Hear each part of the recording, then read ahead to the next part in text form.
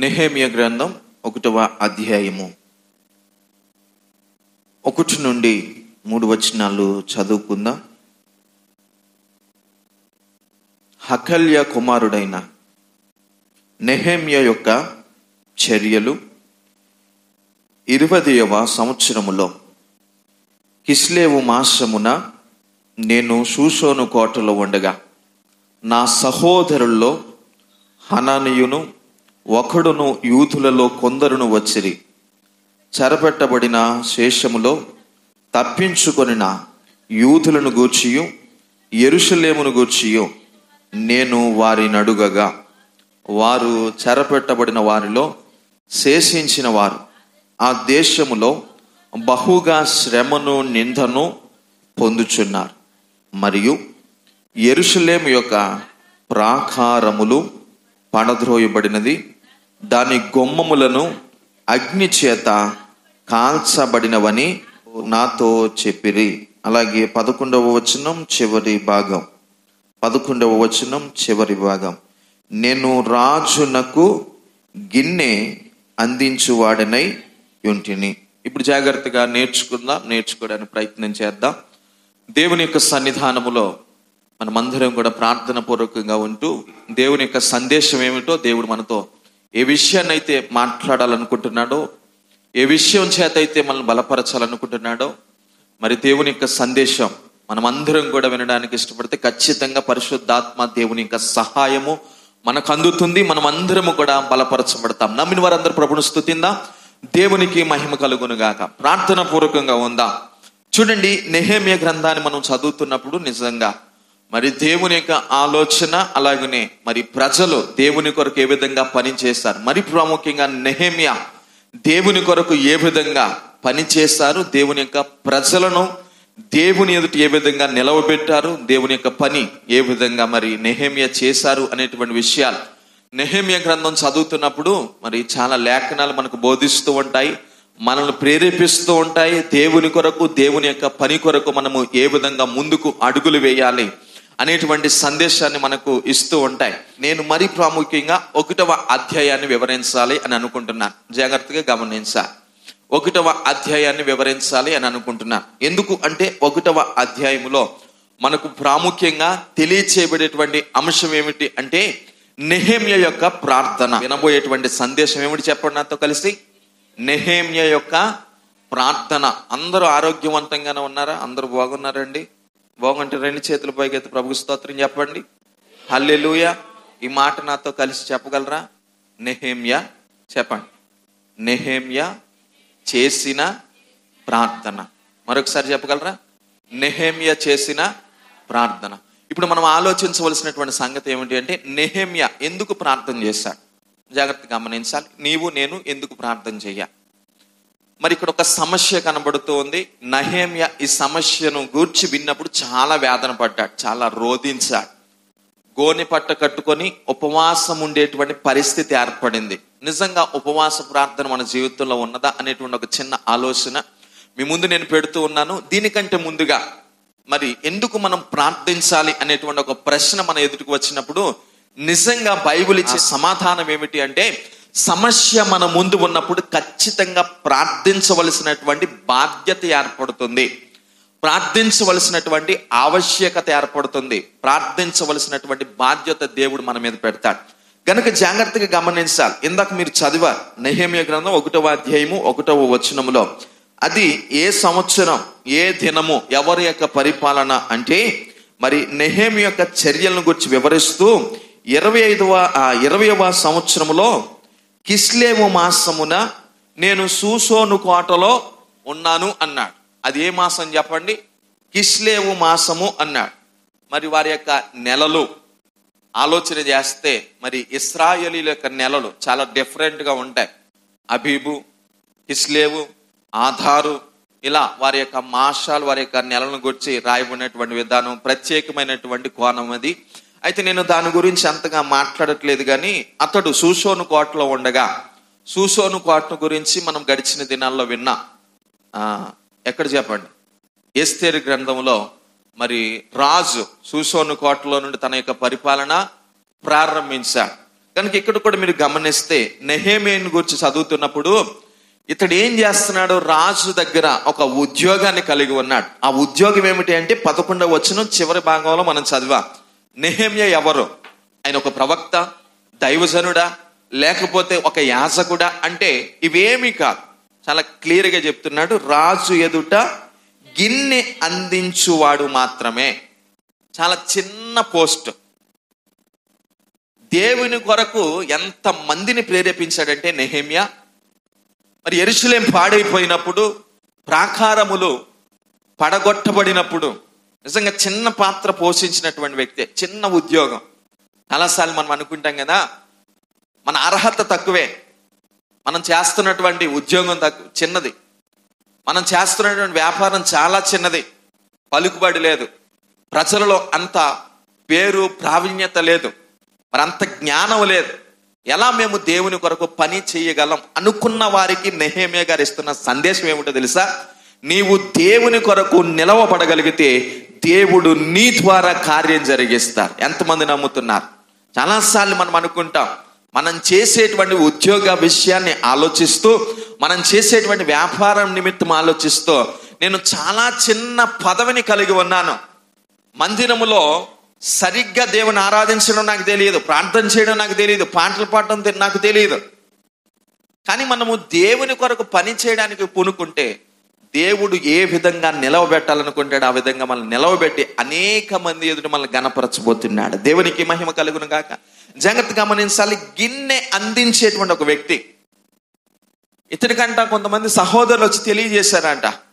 ఏమిటి వారు తెలియజేసినటువంటి వార్త అంటే 2వ వచనం, నా సహోదరుల్లో హనానీయును ఒకడును యూదులలో కొందరును వచ్చారంట. వచ్చి చెర్ర పట్టబడిన శేషంలో తప్పించుకున్న యూదులను గూర్చియు యెరూషలేమును గూర్చియు నేను వారిని అడుగగా. ఏం అడుగుతున్నాడు చెప్పండి? ఎవరైనా మనకు తెలిసిన వాళ్ళు మన దగ్గరకు వచ్చారనుకోండి, మన చుట్టాల గురించి, లేకపోతే మనం ఒక ప్రాంతాన్ని విడిచిపెట్టి వరకు ప్రాంతానికి వెళ్ళిన తర్వాత మన ప్రాంతంలో ఉండే వారి యొక్క బాగోగుల కొరకు అడిగి తెలుసుకుంటామా? తెలుసుకోమని చెప్పండి. ఖచ్చితంగా తెలుసుకుంటాం. ఏదైనా దూర ప్రాంతానికి మనం వెళ్ళినా, లేకపోతే మనకు తెలిసిన వారి దగ్గరకు మనము వెళ్ళినప్పుడు వారు మనల్ని అడుగుతారు, మన చుట్టాలు ఎలా ఉన్నారు, మన బంధువులు ఎలా ఉన్నారు, మన స్నేహితులు ఎలా ఉన్నారు. ఇక్కడ నెహెమ్యా కూడా మరి రాజు దగ్గర పనిచేస్తున్నాడు, గిన్నె అందించేటువంటి ఉద్యోగంలో ఉన్నాడు.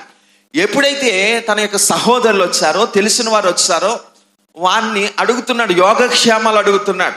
మన యోధ వారు ఎలా ఉన్నారు, యెరూషలేములో కాపురం ఉంటున్న వారు ఎలా ఉన్నారు అని అడిగినప్పుడు, యెరూషలేములో జరిగినటువంటి సంఘటన, మరి యెరూషలేములో ప్రజలు పడుతున్నటువంటి ఇబ్బంది, యెరూషలేము యొక్క ప్రాకారముల యొక్క పరిస్థితి, యెరూషలేము యొక్క పరిస్థితి, వాటన్నిటిని కూడా వివరించుకుంటూ మరి ఆ సహోదరులు తెలియచేస్తున్నటువంటి సమాచారం ఏమిటి అంటే 3వ వచనములో, వారు చెరపెట్టబడిన వారిలో శేషించిన వారు, ఆ దేశములో చెరపెట్టబడిన వారు అంటే ఇంచుమించుగా ఇశ్రాయేలీలు, ఆ యోధా వారు ఎవరైతే ఉన్నారో 70 సంవత్సరాల పాటు బబులోను చెరలోనికి వెళ్ళిపోయారు.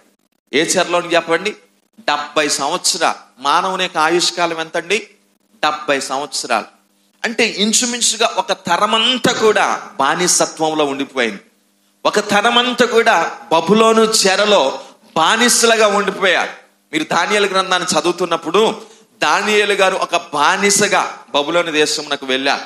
అలాగనే షడ్రకు, మేషకు, అబేద్నెగో వీరు కూడా బబులోను దేశమునకు బానిసలుగా వెళ్ళిపోయారు.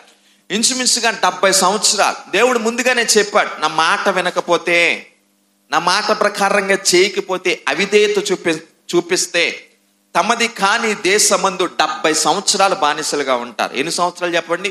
ఇర్మియా భక్తుడి ద్వారా దేవుడు ముందుగానే ప్రవచించాడంట. అయినప్పటికీ ప్రజలు జాగ్రత్త పడ్డారా అంటే లేదు. ప్రజలు అవిధేయత చూపించారు. ఆ అవిధేయతను బట్టి దేవుడు నెబుకద్నెజర్, మనం గతంలో చదువుకున్నాం, నెబుకద్నెజర్ అనుకున్నాడంట, నాకంటే గొప్పవాడు ఈ లోకములో లేనే లేరు. నేను గొప్ప గొప్ప పురాలను కట్టించాను, గొప్ప గొప్ప తోటలను మొలిపించాను, పూల మొక్కలను, అలాగనే మరి అందంగా కనబడేటువంటి వాటన్నింటినీ కూడా నేను సమకూర్చాను అనేటువంటి ఒక ఆలోచనతో నెబుకద్నెజర్ కొనసాగినప్పుడు దేవుడు నెబుకద్నెజర్కి ఏం చెప్పాడు చెప్పండి? బుద్ధి చెప్పాడు. ఏమని చెప్పాడు? గడ్డి తింటాం, పశువులు తినేటువంటి గడ్డిని నీవు తింటాం అని బుద్ధి చెప్పాడు. తర్వాత మరలా అతడు తప్పు తెలుసుకున్న తర్వాత రాజ్యాన్ని దేవుడు అతనికి అప్పగించాడు. అయితే ఇది తర్వాత సంగతి. అయితే జాగ్రత్తగా గమనించాలి, ఈ 70 సంవత్సరాలు కూడా ప్రజలు బానిసత్వంలో ఉన్నారు. అయితే నెబుకద్నెజర్ ఎప్పుడైతే యెరూషలేము మీదకి దాడికి వచ్చారో మందిరాన్ని పూర్తిగా పాడు చేసేశారు. మందిరం చుట్టూ, అలాగనే ఆ గ్రామము అనగా ఆ యెరూషలేము ప్రాంతము చుట్టూ, ఆ దేశము చుట్టూ ఉన్న ప్రాకారములను నాశనం చేసినట్లుగా ఇక్కడ రాయబడతా ఉంది. ఆ ప్రాకారముల గురించి చెప్పబడినటువంటి మాట ఏమిటి చెప్పండి? ఆ దేశములో బహుగా శ్రమను నిందను పొందుచున్న మరియు యెరూషలేము యొక్క ప్రాకారము పడద్రోయబడినది, దాని గుమ్మములను అగ్ని చేత కాల్చబడినవని నాతో చెప్పిరి. జాగ్రత్తగా గమనిద్దాం. అయితే 4వ వచనములో నుండి నెహెమ్యా యొక్క ప్రార్థన ప్రారంభమవుతుంది. నెహెమ్యా చేస్తున్నటువంటి ఉపవాసం. ఈ 4వ వచనం నుండి నిజంగా చాలా మరి ప్రజలకు ఉపయోగపడేటువంటి సందేశాన్ని ఇస్తారు. ఇదే విధానంలో దానియేలు గారు కూడా ప్రార్థన చేస్తారు. 2 ప్రార్థనలు ఒకే విధానంలో ఉంటాయి. ఆ 2 వచనాలు, ఆ 2 అధ్యాయాలు కూడా నేను మీకు జ్ఞాపకం చేస్తాను. దేవుని మాట మనం నేర్చుకోవడానికి ప్రయత్నం చేద్దాం. మరి ప్రతి ఒక్కరు కూడా దేవుని యొక్క మాట మీద శ్రద్ధ నిలపండి. అయితే 1 నుండి 3 వచనాలు యెరూషలేము యొక్క పరిస్థితి ఎలా ఉంది? ప్రాకారములు ఏమైపోయి చెప్పండి? పడగొట్టబడ్డాయి. గుమ్మములు అగ్ని చేత కాల్చివేయబడ్డాయి. నిజంగా మరి యెరూషలేము చుట్టూ కూడా వారు ఒక ప్రాకారాన్ని కట్టారు. చాలా బలమైనటువంటి ప్రాకారం. కొంతమంది రాజులు వారి యొక్క రాజ్యాన్ని కాపాడుకోవడానికి ప్రాకారాలు ఎందుకు కడతారో చెప్తున్నాను, జాగ్రత్తగా గమనించాలి. ఇశ్రాయేలీలు కూడా కానాను దేశమునకు వెళ్లే ముందు వారికి ఒక ప్రాకారం, ఒక గోడ ఎదురైంది. ఆ గోడ ఏమిటి తెలుసా? ఎరుకో గోడ. ఏంటి చెప్పండి? ఎరుకో గోడ. దాన్ని కోల్చాలి, కానీ వీరి యొక్క శక్తి సరిపోదు. ఎరుకోలో ఉన్న వారి యొక్క నిశ్చంత ఏమిటో తెలుసా? ఎవరైనా మమ్మల్ని దాటి రావాలంటే ముందుగా దేన్ని దాటి రావాలి చెప్పండి? గోడలు దాటి రావాలి. గోడలను కోల్చాలి. గోడలను కోల్చగలిగినటువంటి సామర్థ్యత ఎవ్వరికీ లేదు అని చాలా నిశ్చంతతో ఉన్నాను. ఆ గోడలు ఎంత బలమైనవి అంటే ఒకేసారి ఆ గోడ మీద 2-3 రథాలు పరిగెట్టగలిగేటువంటి అంత విశాలత కలిగినటువంటి గోడలు అంట. అంత బలమైనటువంటి గోడలు. అలాంటి గోడలను కోల్చగలిగినటువంటి సామర్థ్యత ఎవ్వరికి లేదని ఎరుకో పట్టణస్తులు చాలా ధైర్యంగా ఉన్నారు. కానీ దేవుడు మరి స్తుతుల ద్వారా గోడలు కూల్చాడు. దేని ద్వారా చెప్పండి? స్తుతుల ద్వారా. నిజంగా ఒక సమస్య మన ముందున్నప్పుడు మనము స్తుతిస్తే పరిస్థితి ఎలా మారిపోతుందో దేవుడు జ్ఞాపకం చేస్తున్నాడు. మరి గోడ ఎందుకు కడతారు అంటే ప్రజల యొక్క రక్షణ కొరకు మొదటిది. రెండవదిగా గోడ ఎందుకు కడతారు అంటే ప్రజలు చెదిరిపోకుండా ఐక్య భావం కలిగి ఉండడానికి. మొదటిది ఎందుకు చెప్పండి? ప్రజల యొక్క రక్షణ కొరకు. మరి చాలా మంది శత్రువులు దాడి చేస్తారు. రాజ్యం మీదకి రాజ్యం, యుద్ధాలు, భూకంపాలు, కరువులు, ఇవన్నీ కూడా ప్రతి తరములోనూ జరుగుతూనే ఉన్నాయి. నిజంగా అలనాటి కాలంలో ఒక వ్యక్తి బ్రతకాలి అంటే వేరొక వ్యక్తిని పడగొట్టాలి. ఒక రాజ్యం నిలవబడాలి అంటే వేరొక రాజ్యాన్ని ఓడించాలి. ఒక వ్యక్తి ఒక దేశాన్ని స్వతంత్రించుకోవాలి అంటే వేరొక దేశాన్ని ఓడగొట్టాలి. ఇది రాజనీతి. అయితే వారి యొక్క రాజ్యాన్ని కాపాడుకోవడానికి చుట్టూ కూడా గోడలు నిర్మించేవా. అవి కూడా చాలా బలమైనటువంటి గోడలు.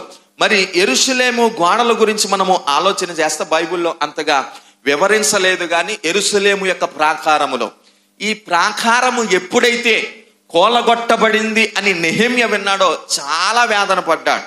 ఈ ప్రాకారము యొక్క మరి విశిష్టత, గొప్పతనం ఏమిటో మనం ఆలోచన చేద్దాం. ఈ గోడల యొక్క పొడవు ఎంత అంటే మరి చరిత్రపూర్వకంగా మనం ఆలోచన చేస్తే 2.5 కిలోమీటర్ల నుండి 3 కిలోమీటర్ల వరకు ఉంటదంట పొడవు. ఎంత చెప్పండి?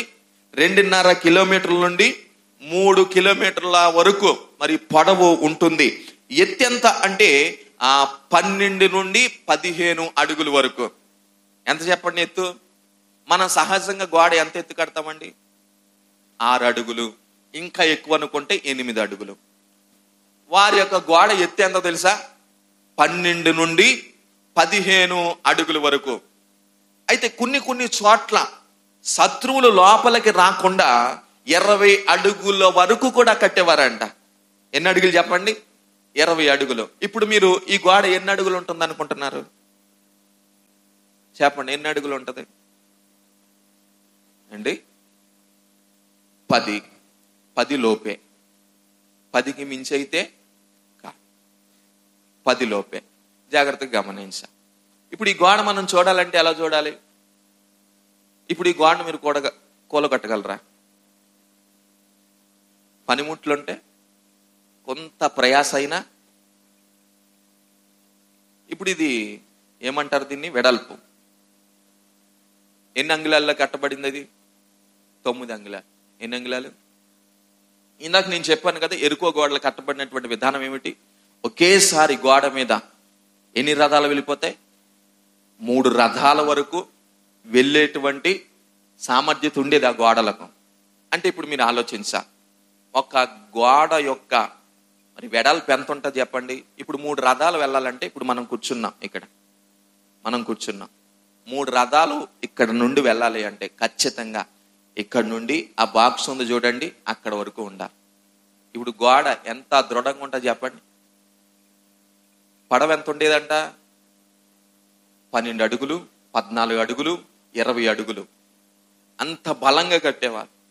ఇంత బలమైనటువంటి గోడలు ఏమైపోయి చెప్పండి? కోల్పోయాయి.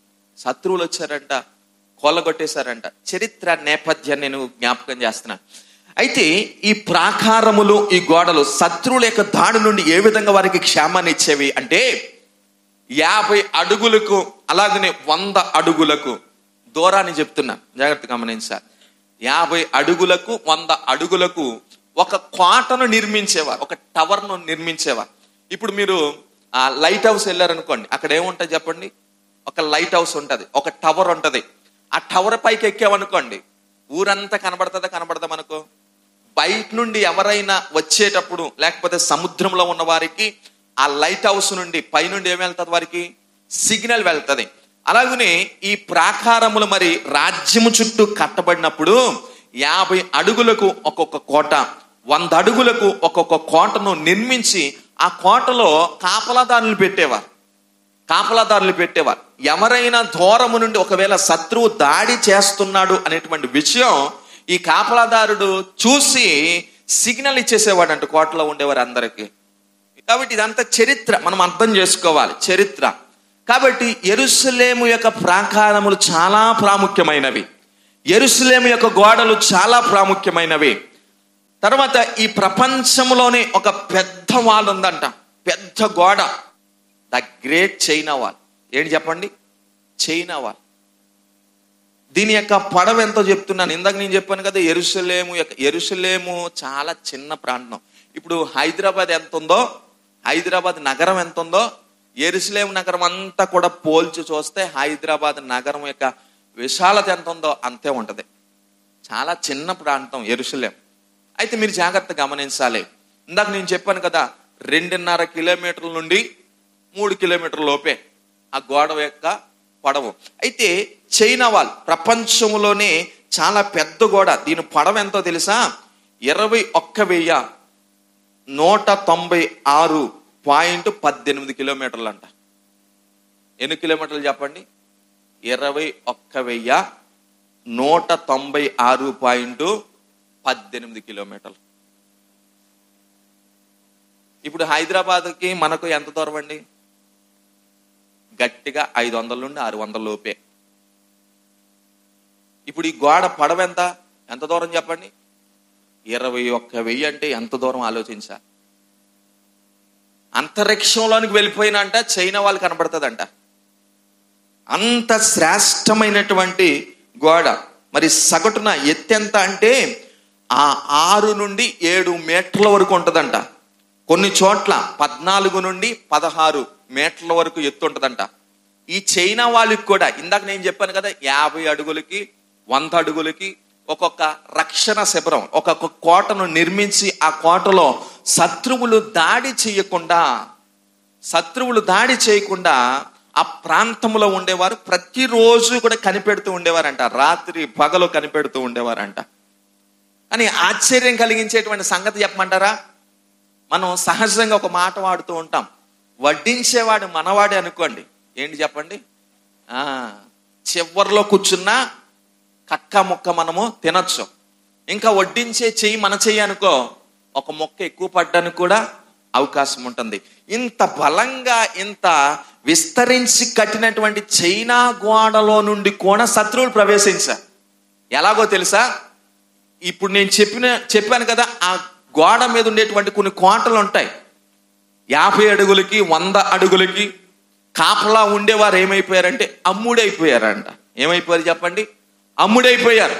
కనుక మనం గమనిస్తే ఏ గోడ కూడా మనిషికి రక్షణ కలుగ చేయలేదు. అయితే ఎప్పుడైతే యెరూషలేము యొక్క ప్రాకారములు కూల్చివేయబడ్డాయి, యెరూషలేము యొక్క గుమ్మము ఎప్పుడైతే కాల్చబడింది అని నెహెమ్యా విన్నాడో చాలా రోధిస్తా ఉన్నాడు. మరి ఈ గోడను గురించి నేను కొంత వివరణ ఇచ్చా, ఇంకా ముందుకు వెళ్ళడానికి నేను ప్రయత్నిస్తా ఉన్నాను. నెహెమ్యా యొక్క ప్రార్థన, ఈ సంగతి విన్నప్పుడు ఆయన ప్రార్థన ఎలా ఉన్నది? నిజంగా ఒక సమస్య మన ముందున్నప్పుడు మనం ఎలా ప్రార్థన చేయాలి? ఒక్కొక్కసారి మనం ప్రార్థన చేయమంటే మనము అనే మాట ఏమిటో తెలుసా? ఎలా ప్రార్థన చేయాలో తెలియదు. యేసు ప్రభువుని శిష్యులు అడిగారంట.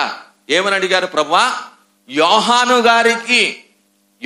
గారు అతని యొక్క శిష్యులకు ప్రార్థన నేర్పించారు కదా, మీరు కూడా మాకేం నేర్పించాలి? ప్రార్థన నేర్పించాలి అన్నప్పుడు యేసు ప్రభువు ప్రార్థన నేర్పించారంట. ఆ ప్రార్థన ఇప్పటికీ కూడా మరి నేటి సంఘములో, మొదటి సంఘము అనగా ఆదిమ సంఘము మొదలుకొని నేటి సంఘ కాలం వరకు అనేక సంఘముల్లో ఈ ప్రార్థన చివర్లో చేస్తారు. ఈ ప్రార్థన ఏ ప్రార్థన అంటే పరలోక ప్రార్థన. నీ చిత్తము పరలోకమందు నెరవేరినట్లుగా భూమి మీద కూడా నెరవేరాలి. మాకు అనుదిన ఆహారము దయచేయము. మీ ప్రార్థన ఎంతమందికి తెలుసురా? ఇప్పుడే ఏదో క్రొత్తగా విన్నట్లు చూస్తున్నారు మీరు. పరలోక ప్రార్థన, దేవుని చిత్తం పరలోకమందు నెరవేరినట్లుగా భూమి మీద కూడా నెరవేరాలి. దేవుడు మనకిచ్చేటువంటి ఆహారం విషయమై ప్రార్థించా. దేవా, నీవు నాకు ఇస్తున్నందుకు వందనస్తున్నై ఉన్నానని చెప్పాలి. నిజంగా ఇలాంటి ప్రార్థన యేసు ప్రభువు నేర్పించాలి. అయితే గమనించాలి, మనకు కలిగేటువంటి ఒక ప్రశ్న, నిజంగా ఒక సమస్య మన ముందున్నప్పుడు, ఆ సమస్య గుండా మనం వెళుతున్నప్పుడు ఆ సమస్యలో నుండి బయటకు రావడానికి మనం ఎలా ప్రార్థన చేయాలి? నెహెమ్యా నేర్పిస్తున్నారు 4వ వచనంలో. ఇక్కడ కొన్ని అంశాలు ఉన్నాయి. ఒక్కొక్క అంశాన్ని నేను మీ ఎదుటి పెడతాను, జాగ్రత్తగా గమనించాలి. మొదటి అంశాన్ని మనము ఆలోచన చేద్దాం. ప్రార్థన ఎలా చేయాలి అంటే 4వ వచనంలో, ఈ మాటలు వినినప్పుడు నేను కూర్చుండి ఏడ్చి కొన్ని దినములు దుఃఖముతో ఉపవాసం ఉండి ఆకాశమందలి దేవుని ఎదుట విజ్ఞాపన చేసి తిని ప్రార్థన చేశాను అన్నాడు. జాగ్రత్తగా గమనించా. ఏం చేశాను అన్నాడు చెప్పండి? ప్రార్థన చేశాను, విజ్ఞాపన చేశాను. ఇది ఎలా చేశాను? ఈ ప్రార్థనలో ఎలాంటి పదాలు ఉపయోగించాను?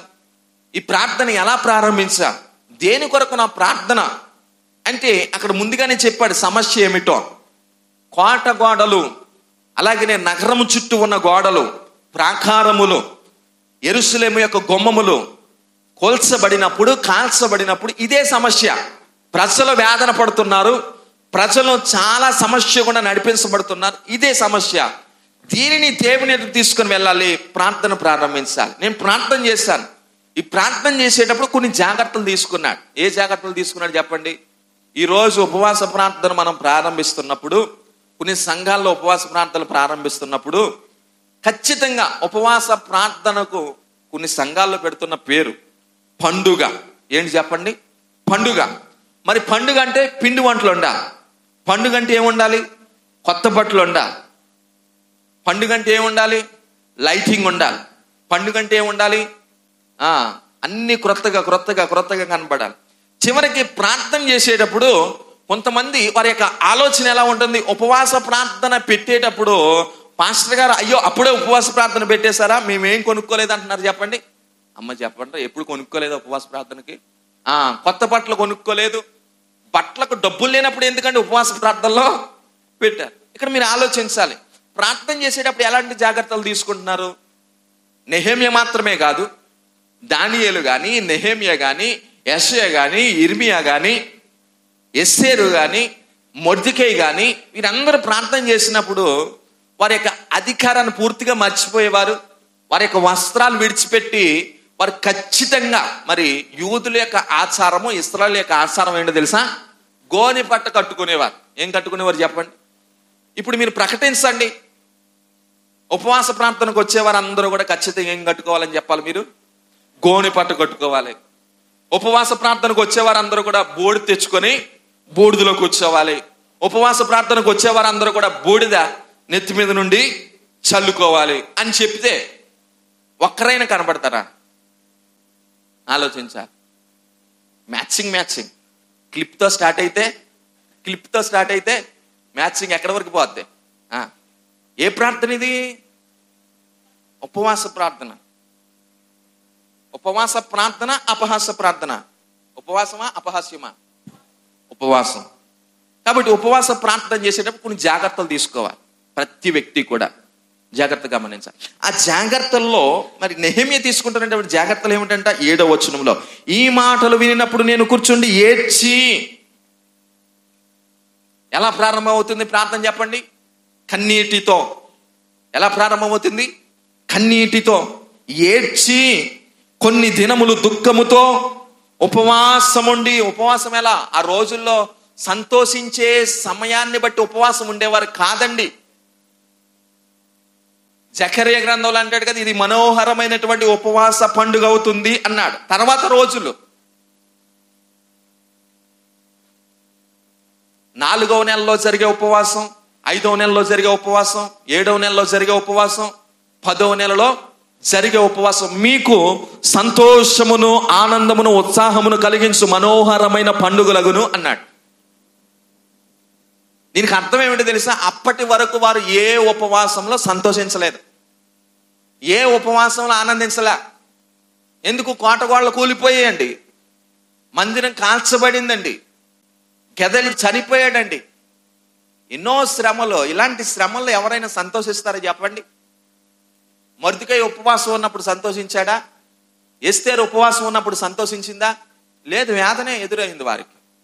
కానీ కొన్ని రోజులు అయిపోయిన తర్వాత దేవుడు వాగ్దానం చేస్తున్నాడు, ఇక మీదట మీ ఉపవాసము దుఃఖముఖంగా ఉండకూడదు, ఇక మీదట మీరు వేదన పడేటువంటి ఉపవాసంగా ఉండదు. ఎందుకు అంటే మీ దుఃఖ దినములన్నీ కూడా సమాప్తములైపోయాయి, నేను మీకు మహా ఆనందాన్ని కలుగు చేయబోతున్నాను. కనుక ఈరోజు ఉపవాసమును మనం ఎందుకు సంతోషిస్తున్నాము అంటే దేవుడిచ్చినటువంటి చిరునవ్వు మనం పొందుకున్నాం, దేవుడిచ్చినటువంటి సంతోషాన్ని మనం అనుభవిస్తున్నాం. కొత్త వస్త్రాలు ఎందుకు కట్టుకుంటున్నాం? దేవుని సన్నిధానంలో ఎందుకు సంతోషిస్తున్నాము అంటే దేవుడు దుఃఖాన్ని పోగొట్టి మహాఘనతను మనకు అందించాడంట. అయితే నెహెమ్యా ఉపవాసము చాలా ప్రాముఖ్యమైనటువంటి ఉపవాసం. ఆయన ఏడ్చాడు, రోదించాడు, కన్నీటితో ఉపవాసం ఉంటున్నాడు. తర్వాత మీరు చదవండి, ఆకాశమందలి దేవుని ఎదుట విజ్ఞాపన చేసి తిని 5వ వచనం, ఎట్లనగా ఆకాశమందున్న దేవా యెహోవా, భయంకరుడైన గొప్ప దేవా, నిన్ను ప్రేమించి నీ ఆజ్ఞలను అనుసరించి నడుచు వారిని కటాక్షించి వారితో నిబంధనను స్థిరపరచువాడా. ఇది తిట్టా పొగడతా చెప్పండి అమ్మా? పొగడము అంటే బైబిల్ పరిభాషలో మనం చెప్పే మాట ఏమిటో తెలుసా? స్తుతి. చెప్పండి, ఏంటి చెప్పండి? స్తుతి. నేను చాలాసార్లు చెప్తూ ఉంటాను, నెహెమ్యా ప్రార్థనలో ముందుగా నేర్చుకోబోయేటువంటి అంశం ఏమిటి అంటే ప్రార్థనలో మొట్టమొదటిగా స్తుతి ఉండాలి. ఏముండాలి చెప్పండి? స్తుతి ఉండాలి. ఇందాక మనము చదివాం 4వ వచనంలో అతను తీసుకున్న జాగ్రత్తలు అవి, అతడు సిద్ధపడుతున్న విధానం. అయితే ప్రార్థన ప్రారంభమైన తర్వాత మొదటి అంశం ఏమిటో తెలుసా? స్తుతి. దేవుణ్ణి పొగడ్డం ఉండాలి. ఎంతమంది ప్రార్థన చేస్తున్నప్పుడు ముందుగా దేవునికి స్తోత్రం చెప్తూ, అయ్యా ఇంతవరకు నీవు నన్ను బలపరిచా. నిజంగా దైవజనులు ప్రార్థన చేసినప్పుడు మీరు వింటూ ఉంటారు, అయ్యా గడిచిన దినముల నుండి నేటి వరకు మీరు మమ్మల్ని సజీవులుగా ఉంచి బలపరుస్తున్నారు, మాకు కావలసిన ప్రతి విధానములో కూడా నీ సహాయాన్ని అందిస్తూ ముందుకు నడిపిస్తున్నారు. ముందుగా దేవుణ్ణి స్తుతించేటువంటి విధానం ఉండాలి. కీర్తనకారుడు అంటాడు కదా 92వ కీర్తన 1వ వచనంలో, యెహోవాను స్తుతించుట మంచిది అన్నాడు. నిజంగా ఎంతమంది ప్రభుని స్తుతించగలుగుతున్నారు? దావీదు ప్రార్థన చేసేవాడు, రోజుకి 3 మారు ప్రార్థన చేసేవాడు. ఎన్నిసార్లు స్తుతించేవాడు చెప్పండి? 7 సార్లు స్తుతించేవాడు. ఈరోజు నేను అడుగుతున్నాను, రోజుకి ఎన్నిసార్లు స్తుతిస్తున్నావు? స్తుతించడం అంటే అర్థం ఏంటి చెప్పండి? దేవా నీవు ఘనత కలిగిన వాడవు, దేవా నీవు ఆకాశమునకు భూమికి దేవుడవు, దేవా నీవు నన్ను పుట్టించా. ఇవన్నీ కూడా స్తుతికి సంబంధించినటువంటి మాటలే. 150వ కీర్తన, అలాగనే 150వ కీర్తన నుండి చివరి నుండి అంటే 145, 146, 147, 148, 149, 150 కూడా దేనికి సంబంధించినవి తెలుసా? స్తుతికి సంబంధించినవి. మీరు తెరిచి తర్వాత చదవండి. ఎప్పుడైనా యెహోవాను స్తుతించాలి అని అనుకునేటప్పుడు 145 నుండి 150 వరకు ఇంచుమించుగా 6 కీర్తనలు. ఈ కీర్తనలన్నీ కూడా చదివితే దేవుని యొక్క స్తుతిలో ఉండే ప్రాముఖ్యత ఏమిటో మనకు అర్థమవుతుంది. నిజంగా ప్రభును స్తుతించేటువంటి కృపలో మనం ముందుకు వెళ్ళాలి. మరి సమస్య వస్తే దేవుని స్తుతించాలి అని మనం అనుకుంటామా? ఇక్కడ మనకు కలగవలసిన ప్రశ్న ఏమిటో తెలుసా? నెహెమ్యా ఏడుస్తున్నాడు, నెహెమ్యా దుఃఖపడుతున్నాడు. ఎందుకు అంటే కోటగోడలు కోల్చబడ్డాయి, ప్రాకారాలు కోల్చబడ్డాయి, గుమ్మములు కాల్చబడ్డాయి. ఇప్పుడు మన జీవితంలో ఒక సమస్యను ఎదుర్కొంటే మనం అనే మాట మొట్టమొదటి ఒకవేళ ప్రార్థన చేసినా దేవుడు అనేవాడే ఉన్నాడా? ఏం దేవుడు లేండి, మాయదారి దేవుడు మనం చెప్పే మాట ఏంటి చెప్పండి? సమస్య వచ్చినప్పుడు నీవు గొప్ప దేవుడు నాయన అని చెప్పగలుగుతామా? చెప్పలేం. మనకు కొన్ని ప్రశ్నలు ఎదురవుతాయి. ఆ ప్రశ్నలు ఎలాంటివంటే, నాకే ఎందుకు జరిగింది, నేను ఎందుకు పోగొట్టుకోవాలి, నా వ్యాపారం ఎందుకు పాడైపోవాలి, నాకే ఎందుకు బలహీనత రావాలి, నేనే ఎందుకు నాశనం అయిపోవాలి? ఇలా చేస్తున్నాడా నెహెమ్యా ప్రార్థన? లేదు నాయనా నీవు గొప్పవాడు అని చెప్తున్నాడా? దేవుడు గొప్పవాడు అని చెప్తున్నాడు. కనుక ప్రతి ప్రార్థనలో ప్రారంభంలో ఉండవలసిన మాట, ప్రార్థన ఎలా చేయాలని నేర్పిస్తున్నాడు. జాగ్రత్తగా గమనించాలి. ప్రారంభంలో ఉండవలసిన మాట ఏమిటో తెలుసా? దేవుడు ఎంత ఘనుడో మనం జ్ఞాపకం చేసుకోవాలి. సమస్య వచ్చిందంటే దేవుడి కారణం కాదు. అక్కడ సమస్య రావడానికి కారణం ఎవరో? ప్రజల యొక్క అవిధేయత. నీ జీవితంలో ఒక సమస్యను ఎదుర్కొంటున్నావంటే దేవుడు కాదు కారణం. ఒక రోగాన్ని ఎదుర్కొంటున్నావంటే దేవుడు కాదు కారణం. నీ పిల్లలు ఇబ్బంది గుండా నడిపించబడుతున్నారంటే దేవుడు కాదు కారణం. మన యొక్క అవిధేయత. మనం నడుస్తున్న విధానం అండి. కొన్నిసార్లు మన ఆలోచన ప్రకారంగా నడుస్తున్నప్పుడు దేవునికి దూరం అయిపోతాం, దేవుని సన్నిధికి దూరం అయిపోతాం. కనుక అపవాది పట్టుకుంటాడంటే అప్పుడు మీరు ఒకే ఒక విషయాన్ని గమనించాలి. ఎప్పుడైతే దేవునికి మనం దూరం అయిపోతామో ఎవరికి దగ్గర అవుతామండి? అపవాదికి చేరువైపోతాం. ఆడేమో ఎవరిని మృంగుదునని గర్జించు సింహం వలె తిరుగుతున్నాడంట. కనుక మీరు ఆలోచించాలి. ఇక్కడ ఆయన ప్రార్థన ఎలా ప్రారంభిస్తున్నాడు అంటే స్తుతి ద్వారా ప్రారంభిస్తా ఉన్నాడు. దేవునికి మహిమ కలుగును గాక. ఇందాక మనము చెప్పినట్లుగా 92వ కీర్తన 1వ వచనంలో కూడా రాయబడింది. తర్వాత రెండవ విషయం, ప్రార్థనలు ఏముండా? అమ్మా ఎంతమంది తెలుసు మీరు రోజు ప్రార్థన చేస్తున్నారా? ఇప్పుడు చెప్పాను కదా ప్రార్థనలు ఏముండాలి. రే బుడలో పిల్లలు ప్రార్థన చేసినప్పుడు నాకు చాలా ఆశ్చర్యం అనిపిస్తుంది. స్టార్టింగ్ పాయింట్ ఎక్కడికి వెళ్ళిపోతారు తెలుసాల్లో? హాస్పిటల్లో ఉన్న రోగులు. అంటే చేయడం తెలియక, అందుకే నేర్చుకోవాలరా. అరే ప్రార్థనలు ఏముండాలరా? మొట్టమొదటిగా ఈ పైన చూస్తున్నాడు అంటే ఏముందండి అక్కడ? లేదు. చెప్పండి, ప్రార్థనలు ఏముండాలి? స్తుతి ఉండాలి. ఏముండాలి? స్తుతి అంటే మీ నలుగురు విడిపోవాలరా. మీ నలుగురు విడిపోవాలి. ఇంకా వెనక్కి జరగరా, వెనక్కి జరగ. ఇప్పుడు చెప్పండి, ప్రార్థనలు ఏముండాలి? స్తుతి. స్తుతి అంటే చెప్పండి. బాడీ వచ్చింది కానీ మీ మైండ్ ఎక్కడ పోయింది? పోయింది. చెప్పండి, స్తుతి అంటే దేవునిని పొగడడం. పొగడటం అంటే దేవుడు గొప్పవాడని చెప్పడం. ప్రార్థనలు ఏముండాలండి? స్తుతి ఉండాలి. తర్వాత రెండవదిగా ప్రార్థనలు ఏముండాలి అంటే భక్తుడు తెలియజేస్తున్నాడు. రెండవదిగా ప్రార్థనలో 1వ అధ్యాయం 6వ వచనం, నీ చెవి ఎగ్గి నీ నేత్రములు తెరిచి నీ సన్నిధిని దేవారాత్రము నీ దాసులైన ఇశ్రాయేలు పక్షముగా నేను చేయు ప్రార్థనను అంగీకరించుము. నీకు విరోధముగా పాపము చేసిన ఇశ్రాయేలు కుమారుల దోషమును నేను ఒప్పుకొనుచున్నాను. నేనును నా తండ్రిని ఇంటివారును నేనును నా తండ్రి ఇంటివారును పాపము చేసి ఉన్నాము. ప్రార్థనలో రెండవదిగా పాపమును ఒప్పుకునే విధానం అండ. ఏం ఒప్పుకోవాలి చెప్పండి? పాపమును. ముందుగా దేవుడు ఏమేం చేస్తున్నాడో లిస్ట్ చెప్తున్నాడు, జాగ్రత్త గమనించా. స్తుతి అంటే ఏంటి తెలుసా? గడిచిన దినాల్లో దేవుడు మన జీవితంలో ఏం చేశాడో వాటన్నిటిని జ్ఞాపకం చేసుకుంటూ దేవుడు ఎంత గొప్పవాడో, ఎన్నిసార్లు మనల్ని మరణం నుండి విడిపించడం, ఎన్నిసార్లు మనకు దేవుని యొక్క సహాయం అందిందో వాటన్నిటిని జ్ఞాపకం చేసుకొని ప్రభువుని కనపరచా. ఇది మొదటిగా మన ప్రార్థనలు మనం ప్రారంభించాలి. రెండవదిగా మనం ప్రార్థన చేసేటప్పుడు మన యొక్క వ్యక్తిగత పాపాలు మనుషులతో చెప్పొద్దండి. మనుషులతో చెప్పొద్దు. మనం ఆర్సీఎం చర్చెస్లో ఒక జల్లెళ్ళాడిది ఉంటుంది. వారు ఎవరికి చెప్పాలి? ఫాదర్కి చెప్పాలి. కనుక మనుషులతో కాదు మనం చెప్పాల్సింది. మనం ఏ తప్పు చేసినా, ఏ పాపం చేసినా, ఏ అవిధేయత చేసినా మనుషులతో చెప్తే కొంతమంది గొప్ప వస్తుందని చెప్తారు. మనుషులతో చెప్పొద్దు. మన అవిధేయత, మన పాపం దేవునితో చెప్పుకుంటే దేవుడు క్షమించడానికి యోగ్యుడు. ఎంతమంది నమ్ముతున్నారు? దేవునికి మహిమ కలుగును గాక. గనుక ఇక్కడ అంటున్నాడు కదా, మా యొక్క పితరులు లేకపోతే ఇశ్రాయేలీలు లేకపోతే యోధావారు యొక్క కుమారులు చేసినటువంటి పాపాలను మేము ఒప్పుకుంటున్నాం. మేము కూడా ఏం చేసిన వారం అన్నాడండి? పాపము చేసిన వారం అన్నాడు. కనుక దేవుని ఎదుటకు వస్తున్నప్పుడు ఏ వ్యక్తి కూడా నీతిమంతుడుగా భావించకూడదు. ఆర్సీవి గారు ఏమన్నారు? నేను దేవుని ఎందుకు నమ్ముకోను? దేవుని దగ్గరకు వస్తే ఏం ఒప్పుకోవాలి? పాపాన్ని ఒప్పుకోవాలి. కనుకనే నేను దేవుని ఎదుటకు రాను. ఈరోజు నాస్తికులుగా చెప్పబడుతున్న వారు అందరూ కూడా దేవుని ఎదుటకు ఎందుకు రావట్లేదు చెప్పండి? పాపాన్ని ఒప్పుకోవాలి.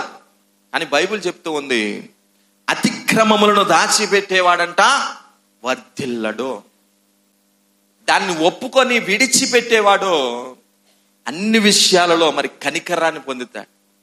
దేవుడు ఆ వ్యక్తిని కనికరిస్తాడు, సహాయం చేస్తాడు. కనుక ఏ వ్యక్తి కూడా పాపము లేనటువంటి వ్యక్తిగా ఈ లోకంలో లేడు. నేను పాపిని కాదు అని చెప్పకూడదంట. యోహాను మొదటి పత్రిక 1వ అధ్యాయము 8-9 వచన. యోహాను మొదటి పత్రిక 8-9 వచన. నేను పాపము లేని వాడినని చెప్పుకోకూడదంట. అక్కడ రాస్తాడు చూడండి.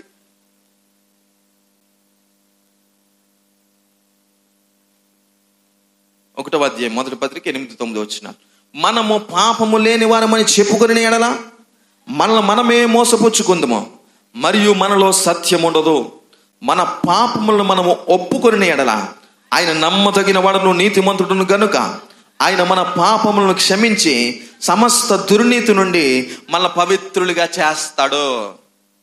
మనం పాపము లేని వారమని చెప్పుకుంటే మనమే ఏం చేసుకున్నాడు చెప్పండి? మోసపుచ్చుకున్నట్లు అన్నాడు. మరి ఎందుకు ఒప్పుకోవాలి అంటే దీనికి సమాధానం ఇస్తున్నాడు యోహాను భక్తుడు. ఎందుకు ఒప్పుకోవాలి తెలుసా? మన దేవుడు ఒప్పుకున్న వారి యొక్క పాపములన్నిటిని కూడా క్షమించి వారిని పవిత్రులుగా నిలవబెట్టబోతున్నాడు. దేవునికి మహిమ కలుగును గాక. ఇందుకొరకు ఒప్పుకోవాలండి. ఎందుకు ఒప్పుకోవాలి? మనం ఎందుకు భోజనం చేయాలి చెప్పండి? అమ్మ, ఎందుకు భోజనం చేయాలి? బ్రతకడం కోసం. మాయా లేదు, మంత్రం లేదు, కూటి కొరకే కోటి విద్యలు. అంతేనే. ఇక్కడ ఇద్దేసేవారు అంటారు కదా, ఈ జానెడి పొట్ట కోసమే ఒక బాబు రూపాయి, ఒక బాబు.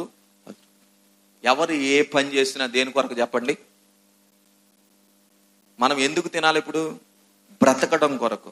లోకంలో ఒక సామెత ఉంటుంది కదా, మరి కొంతమంది కొన్నింటిని ప్రేమిస్తూ ఉంటారు, కొంతమందికి కొన్నింటి మీద చాలా మక్కువ. ఇలా కొన్నింటిని ప్రేమించే విధానంలో కొంతమందికి ఫుడ్ అంటే చాలా ఇష్టం. వీరిని ఏమంటారు అంటే భోజన ప్రియులు. చెప్పండి, ఏంటండి? భోజన ప్రియులు. ఫుడ్ను ప్రేమిస్తారు.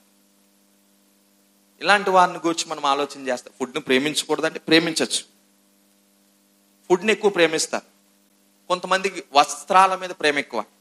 తినకపోయినా రూపాయి కూడబెట్టి ఏం చేయాలా? వస్త్రం కొనాలి. కొంతమందికి వాహనాల మీద, బట్టలు చినిగిపోయినా ఏముండాలి? వాహనం, మంచి బండి ఉండాలి, కారు ఉండాలి. ఇలా కొంతమందికి కొన్ని వాటి మీద మక్కువ ఎక్కువ. ఇలా మనం చెప్పుకుంటూ ఉన్నప్పుడు భోజన ప్రియులు ఉంటారు. అయితే లోకంలో ఒక సామెత వాడబడింది. తినడం కోసం వీరిని చూసినప్పుడు చెప్పే మాట ఏంటి చెప్పండి? తినడం కోసం బ్రతకూడదు. రోజుకు 3 పూటలు తినాల్సింది పోయి ఈయన ఇలాంటి వారు ఎన్ని పూటలు తింటారు? ఒకవేళ వీలైతే 4, 5, 6, 7. అందుకే కొంతమందిని మనం జంబో ప్యాకలను చూస్తున్నాం. జంబో ప్యాకలు ఎలా ఉంటారు? ఆ పాస్టర్ గారు ఉన్నారు, అన్నయ్య గారికి తెలుసులేండి. పాపం అంటే కొంతమందికి తినకపోయినా ఒళ్ళొచ్చేస్తుంది, కొంతమంది తినడం వలన ఒళ్ళొచ్చే ప్రమాదం ఉంటుంది. పాపం అన్నయ్య గారు మేము అప్పుడప్పుడు ఒక మీటింగ్కి లేకపోతే ఒక ప్రార్థనకి వెళ్ళేటప్పుడు చూస్తాం, చాలా ఇబ్బంది పడిపోతారు. ఆయన పేరు చెప్పట్లేదు కానీ చాలా ఇబ్బంది పడిపోతారు. చాలా మరి లావుగా ఉంటారు. ఈ పొట్టంతా పట్టుకెళ్ళి ఆయన పోడియం ఉంటుంది, ఆ పోడియంలో పెట్టేస్తారు. చాలా లావుగా. దేవుడు కారు ఇచ్చారు, కారు మీద తిరుగుతున్నారు. దేవుడు అంతా కృపించారు, కానీ భారీ ఖాయం విషయం చెప్తున్నాను. కనుక తిండి విషయంలో మనం చాలా జాగ్రత్త తీసుకోవాలి. ఎక్కడి వరకు వచ్చానండి పాయింట్? ఇంకా ముందుకు వెళ్ళాలి. భోజన ప్రియులు, ఇంకా ముందుకి. పాపమును ఒప్పుకోవాలి. ఒప్పుకుంటే దేవుడు మనల్ని ఏం చేస్తాడు చెప్పండి? క్షమిస్తాడు. దుర్నీతి నుండి ఆయన మనను పవిత్రులుగా చేస్తాడు, మనల్ని కడిగేస్తాడు, నీతిమంతులుగా నిలవబెడతాడు. కనుక ప్రార్థనలో ఖచ్చితంగా పాపాన్ని ఏం చేయాలంటే చెప్పండి? ఒప్పుకోవాలి. దానియేలు గ్రంథంలో మనం చూస్తే సింబాలిక్ గా సేమ్ ఇలాంటి ప్రార్థన చేస్తాడండి. నెహెమ్యా గ్రంథములో ఎలాంటి ప్రార్థన అయితే ఉందో, నెహెమ్యా గ్రంథములో చెప్పబడినట్లుగానే నెహెమ్యా కాలానికంటే ముందుగానే మరి దానియేలు గారి యొక్క కాలం, శ్రమ నుండి వారు విడిపించబడక ముందు 70 సంవత్సరాల కాల వ్యవధిలో వారి యొక్క బానిసత్వం కొనసాగిపోతున్నప్పుడు దానియేలు గారు లేఖనాలు తిరగేశారంట. లేఖనాలు తిరగేసిన తర్వాత దేవుని మాట కనబడిందంటే ఇర్మియా గ్రంథాన్ని చదువుతున్నప్పుడు ఇర్మియా గ్రంథంలో ఉంది, 70 సంవత్సరాల కాల వ్యవధి అయిపోయిన తర్వాత ప్రజలు విమోచన పొందుతారు, విడిపించబడతారు, బానిసత్వం నుండి బయటకు వస్తారు అని దానియేలు గారు మాట చదివారంట. దేవుడు అబ్రహాంతో చెప్పాడు కదా, ఏమని చెప్పాడు? తమది కాని పరదేశీయందు 400 సంవత్సరాల పాటు బానిసలుగా ఉంటారు. ఈ 400 సంవత్సరాలు అయిపోయిన తర్వాత దేవుడు ప్రజలు విడిపించడానికి ఎవరిని పంపించాడండి? మోషేని పంపించాడు. ఎవరిని పంపించాడు? మోషే. తర్వాత వారు ఎట్టకేలకు కానాను దేశమునకు వెళ్ళారు. కొన్ని సంవత్సరాలు గడిచిపోయిన తర్వాత దేవుడు మరలా ఇర్మియా భక్తుడి ద్వారా ప్రవచనాన్ని వారికి ఎత్తి చూపిస్తున్నాడు 70 సంవత్సరాల పాటు. నిజంగా ఈ 70 సంవత్సరాల కాలంలోనే దానియేలు గారు చెరలోనికి వెళ్ళిపోయాడు. ఇప్పుడు దానియేలు గారు లేఖనాలు తిరిగేస్తున్నారు, పరిశీలన చేస్తున్నారు. ఈ పరిశీలన చేస్తున్నప్పుడు దానియేలు గారు ఒక ప్రార్థన ప్రారంభిస్తాడు. దేవా, నీవు మమ్మల్ని విడిపిస్తానన్నావు, నీవు మాకు విమోచన ఇస్తానన్నావు. ఈ 70 సంవత్సరాలు కూడా గడిచిపోయింది, నీవు మాకు విమోచన ఇచ్చేటువంటి దినం ప్రారంభమైపోయింది అని దేవుని ఎదుటకు తన యొక్క విజ్ఞాపనలు తీసుకుని వెళ్తాడు. చూడండి, దానియేలు గ్రంథం 9వ అధ్యాయము 1వ వచనం.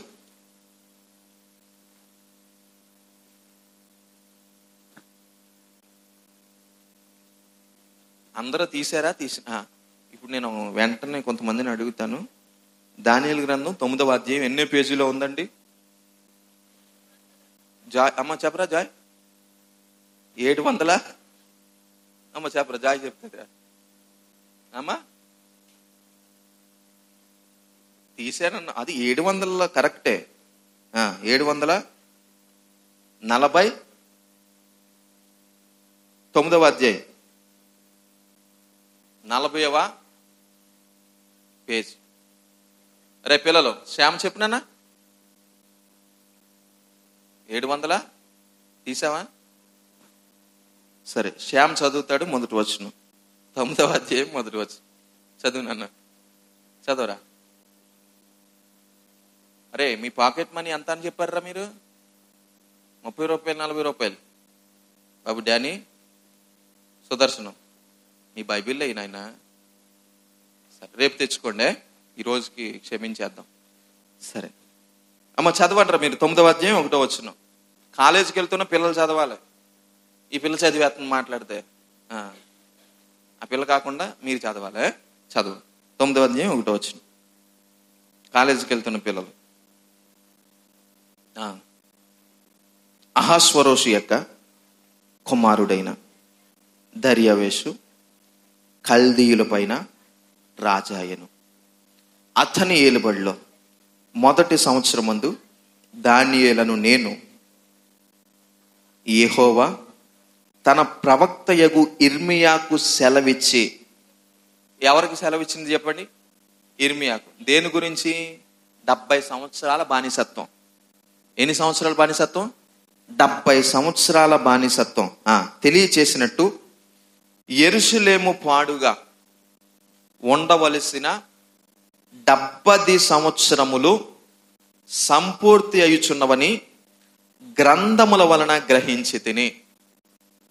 ఇప్పుడు దానియేలు కూడా ఏం చదివే అలవాటు ఉంది దానియేలు గారికి?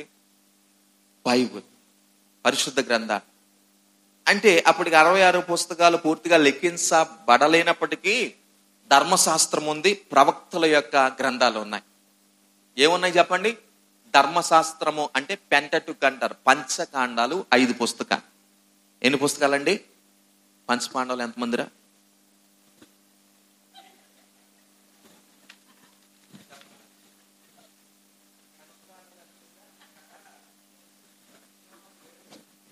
అదే చెప్పండి, పంచపాండవులు ఎంతమంది?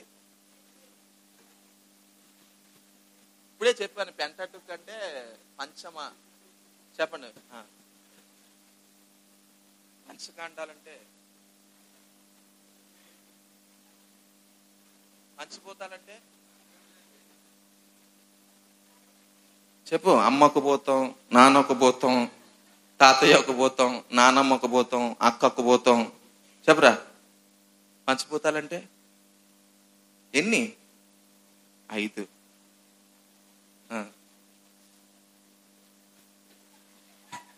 చెప్పండి, పంచకాండాలంటే అది ఎన్ని? అలా మళ్ళీ వస్తానే. అలా అదిగా పంచమ కాండం బయటకు వెళ్ళిపోతుంది. పెంటటుక్ అంటారు. పెంటటుక్ అంటే ఏంటి చెప్పండి? 5 పుస్తకాల యొక్క సముదాయం, ధర్మశాస్త్రం అంటారు. ఇప్పుడు ఈ ధర్మశాస్త్రాన్ని చదివేవారు. మోషే ద్వారా అందించబడినటువంటి ధర్మశాస్త్రం. అలాగే ప్రవక్తల యొక్క పుస్తకాలు, ఇర్మియా, యెషయా, యెహెజ్కేలు, దానియేలు, ఇలా ఏ కాలం వరకు రాయబడ్డాయో ఆ కాలం వరకు రాయబడినటువంటి పుస్తకాలు ఆ కాలంలో ఉండేవారు, చదివేవారండి. అయితే దానియేలు గారు దేన్ని చదువుతున్నారు ఇక్కడ? ఇర్మియా గ్రంథం. అప్పటి వరకు రాయబడిన ఇర్మియా గ్రంథం. ఇర్మియా గ్రంథంలో ఒక సత్యం తెలియచేయబడింది. అదేమిటో తెలుసా? 70 సంవత్సరాలు బానిసత్వం. భవిష్యత్ వాక్కులు. బైబిల్ యొక్క ప్రాముఖ్యత ఏంటి తెలుసా? రేపు ఏం జరుగుద్దో ఏ పుస్తకం రాయలేదండి. మీరు ఈ లోకంలో చాలా పుస్తకాలు ఉన్నాయి, హైందవ గ్రంథాలు ఉన్నాయి. ఏ పుస్తకం కూడా రేపు ఏం జరుగుద్దో చెప్పలేదు. బైబిల్ చెప్పింది రేపు ఎలా ఉండబోతున్నామో, రేపు మన పౌరస్థితి ఏమిటి, మనం ఎక్కడ ఉంటాం, మన దేవుడు ఎవరు. బైబిల్ యొక్క విశిష్టత, బైబిల్ యొక్క ప్రాముఖ్యత ఏమిటి తెలుసా? జరిగిపోయింది చెప్పింది, జరుగుతున్నది చెప్పింది, జరగబోయేది చెప్పింది. ఇంత గొప్ప బైబిల్ మనం కలిగి ఉన్నాం కనుక చదవడానికి మనం ఇష్టపడాలి. దానియేలు గారు మరి బానిసగా వెళ్ళాడు, కానీ దేవుడిచ్చిన కృప ఏమిటో తెలుసా? ఎప్పుడు కూడా బానిసగా బాధ అనుభవించలేదు. ఎంతమందికి అర్థమవుతుందండి? బానిసగా వెళ్ళాడు కానీ ఎప్పుడు కూడా బానిసగా బాధ అనుభవించలేదు. అధికారిగానే దేవుడు నిలవబెట్టాడు. ఎంత కృప! ఇంత కృప ఇవ్వడానికి ఆయనకు ఇంకా మీకు చెప్పాలి, అర్థం అవ్వాలంటే 2 చెడు అలవాట్లు ఉన్నాయంట. చెడు అలవాటు అంటే ఏంటి చెప్పండి? సొట్ట తాగడం చెడు అలవాటు, బీడీ తాగడం చెడు అలవాటు, మద్యపానం చేయడం, ధూమపానం. ఆయనకున్న చెడు అలవాట్లు ఇవి కాదు. 1 ప్రార్థన, 2 వాక్యం. ఏంటి చెప్పండి రా? మనం బాగుపడాలంటే ఏముండాలి? ఒక శాసనం వచ్చిందంట. ఆ శాసనం ఏమిటో తెలుసా? ఎవ్వరు కూడా ప్రార్థన. ఈయనకి ఏం అలవాటు ఉంది? ఇందాక చెప్పాను కదా, చెడు అలవాటు అంటే ఏంటో తెలుసా? మానుకోలేనిది. నేను ఎందుకు చెడు అలవాటు అన్నానంటే, మానుకోలేని దాన్ని ఏమంటామో చెడు అలవాటు. కనుక ఈయనకి మానుకోలేని ఒక అలవాటు ఉందంట. ఏం అలవాటు? ప్రార్థన చేసే అలవాటు. అది ప్రకటించారు. ఆ శాసనము రాజుగారు ముద్రించేశారు, ఉంగరంతో స్టాంపు గుద్దేశారు. ఇప్పుడు ఆ శాసనం మార్చే అధికారం ఎవరికీ లేదు. ఇంకా ఇప్పుడు రాజ్యం అంతా ప్రకటించబడింది. ఎవరో ప్రార్థన చేయకూడదు, ఏ దేవి దేవత ముందు ప్రార్థన చేయకూడదు. ఈయనకి అలవాటు ఏమిటి? యెరూషలేము తట్టు ఇంట్లోకి వెళ్ళడం, కిటికీ తెరవడం, యెరూషలేము తట్టు చూడడం, రోజుకి 3 ప్రార్థన చేసే అలవాటు ఉందంట. వెళ్ళాడు, ప్రార్థన చేశాడు. ఈ వార్త తెలిసింది రాజుగారికి. ఎవరైనా ప్రార్థన చేస్తే సింహాల బోన్లో వెయ్యాలి అనేటువంటి ఒక నియమం ఉందంట, కఠినమైన ఆజ్ఞ ఉందంట. పట్టించుకోలే. దేవుడు నన్ను కాపాడతాడు అని ఆయన ముందుకెళ్ళాడు. రాజే సాక్ష్యం ఇచ్చాడు. ఏమిటో తెలుసా? జీవము కలిగిన దేవుని సేవకుడవైన దానియేలు అని పిలిచాడంట. ఇంతటి ఆధిక్యత ఎందుకు ఇచ్చాడండి? ప్రార్థన అనే అలవాటు కలిగి ఉన్నాడు, వాక్యం చదివే అలవాటు కలిగి ఉన్నాడు. అరే మీరు మరలా దగ్గరికి వచ్చేసారా? కొంచెం దూరం కూర్చోండి నాన్న. Very good. సరే, ఇప్పుడు ఈయన అలవాటు ప్రకారంగా ఇర్మియా గ్రంథాన్ని తీశాడంట. తీసి చదివాడంట. 70 సంవత్సరాల గురించి అక్కడ రాయబడింది. ఇప్పుడు ఈయన కూడా ప్రార్థన ప్రారంభించాడు. ఇందాక నెహెమ్యా గ్రంథానికి టాలీ చేద్దాం. నెహెమ్యా గ్రంథం కూడా తీసి ఉంచుకున్నారు కదా. 2 ప్రార్థనలు ఒకేలా ఉంటాయి. 2 ప్రార్థనలు సేమ్ ఒకేలాగా ఉంటాయి. ఒకేలాగా ప్రార్థన చేస్తారు ఇద్దరు. ఇప్పుడు ఇద్దరు ప్రార్థన ఎలా ఉందో మనం ఆలోచన చేద్దాం. 3వ వచనంలో, అంతటా నేను గోనె పట్ట కట్టుకొని ధూళి తలపైన వేసుకొని ఉపవాసం ఉండి ప్రార్థన విజ్ఞాపనములు చేయుటకై ప్రభువగు దేవుని ఎదుట నా మనస్సును నిబ్బరము చేసుకొని యుంటిని అన్నాడు. చూడండి, ఇక్కడ 3వ వచనం ఏమిటంటే అతడు సిద్ధపడే విధానం. ఇందాక నెహెమ్యా గ్రంథం 1వ అధ్యాయం 4వ వచనంలో నెహెమ్యా సిద్ధపడే విధానం, ఇక్కడ ఇతడు సిద్ధపడే విధానం. తర్వాత ప్రార్థన ప్రారంభిస్తాడు. 4వ వచనం, నేను నా దేవుడైన యెహోవా ఎదుట ప్రార్థన చేసి ఒప్పుకొనినది ఏమనగా, ప్రభువా, మహత్యము కలిగిన బేకరుడవగు దేవా. ఇది పొగడతా తిట్టా చెప్పండి. ప్రార్థన ప్రారంభంలో ఏముండాలని చెప్పాను? స్తుతి. ఇది పొగడతా తిట్టా? పొగడతా. నెహెమ్యా గారు ప్రార్థన చేసినప్పుడు ఏం చేశారు? పొగిడారు. దానియేలు గారు ప్రార్థన చేసినప్పుడు ఏం చేశారు? పొగిడారు. ఇలా భక్తులు ఎవరు ప్రార్థన చేసినా ముందుగా పొగడుతుంటదండి. సొలొమోను ప్రార్థన చేశారు మందిరం కట్టబడిన తర్వాత అంట, మరి విస్తారమైనటువంటి పశువులు దహించబడ్డాయి. రాజ్యంలో ఉన్న వాళ్ళు అందరూ వచ్చారు ఆ చోటుకి. మందిరంలో చాలా వరకు బంగారముతో పోయబడినటువంటి సామగ్రి ఉందంట. రక్తముల చేత పొదగబడినటువంటి సామగ్రి ఉందంట. మంచి మంచి గుమ్మాలు, మరి మంచి మంచి రాళ్ల చేత కట్టబడింది. ఈ మందిర ప్రారంభోత్సవానికి, ఓపెనింగ్కి ఎవరిని పిలిచారో తెలుసా? ఎవరిని పిలిచారో తెలుసా? దేవుణ్ణే పిలిచారు. ఎవరిని? ఏ స్పీకర్ లేరు అక్కడ, ఏ ప్రసంగికులు లేరు, గొప్ప గొప్ప దైవజనులు లేరు. సొలొమోను గారు వెళ్ళారు. వెళ్ళిన తర్వాత 2 చేతులు ఎత్తి ప్రార్థన చేస్తున్నాడంట, బలి అర్పించి. అయ్యా, నీవు కోరుకున్న మందిరం సిద్ధంగా ఉందని చెప్పాడంట. చెప్పిన తర్వాత ఆకాశములో నుండి దేవుడు ఎలా వస్తున్నాడో చెబుతున్నాడు. అగ్ని అక్కడ ఉంచబడినటువంటి దహన బలిని దహించడానికి నేరుగా దిగిపోయిందంట. దేవుడే వచ్చాడు అక్కడికి మందిర ప్రారంభోత్సవానికి. మన మందిర ప్రారంభోత్సవానికి కూడా ఎవరు రావాలి చెప్పాలి? పరిశుద్ధాత్మ దేవుడు. కనుక జాగ్రత్తగా మీరు గమనించాలి. అతడు ప్రార్థన ప్రారంభించినప్పుడు కూడా దేవుడు ఎంత గొప్పవాడు చెప్పాడు. అంత పెద్ద మందిరం కట్టి ఆయన అంటాడు కదా, ఆయన చెప్పే మాట ఏమిటో తెలుసా? నీవంత గొప్ప దేవుడు నాయన, ఈ మందిరం నీకు ఎలా సరిపోద్ది అన్నాడు. ఇది పొగడతా తిట్టా? పొగడతా. పొగడతలేమిటో తిట్లేంటో మనకు అర్థం అవ్వాలి ఒక్కొక్కసారి. ఎవరైనా మన దగ్గరకు వచ్చి, ఒరే పోరంబోకుడా సిగ్గులేదు అని నవ్వుతా అన్నారనుకో, ఇది తిట్టా పొగడతా? తిట్టే. కనుక తిట్లేమిటో పొగడతలేమిటో మనకు అర్థం అవ్వాలి. కనుక ప్రార్థన చేసేటప్పుడు దేవుని ఎదుటికి వెళ్ళి ఏం చేయాలి చెప్పండి? పొగుడుతూ ప్రార్థన చేయాలి, స్తుతిస్తూ ప్రార్థన చేయాలి. సేమ్ సింబాలిక్ గా మనం చూస్తే నెహెమ్యా ప్రార్థన, దానియేలు ప్రార్థన ఒకేలాగా ఉంటుందండి. సరే, ప్రార్థన ప్రారంభించాడు, అతడు స్తుతించాడు, ఇతడు స్తుతించాడు.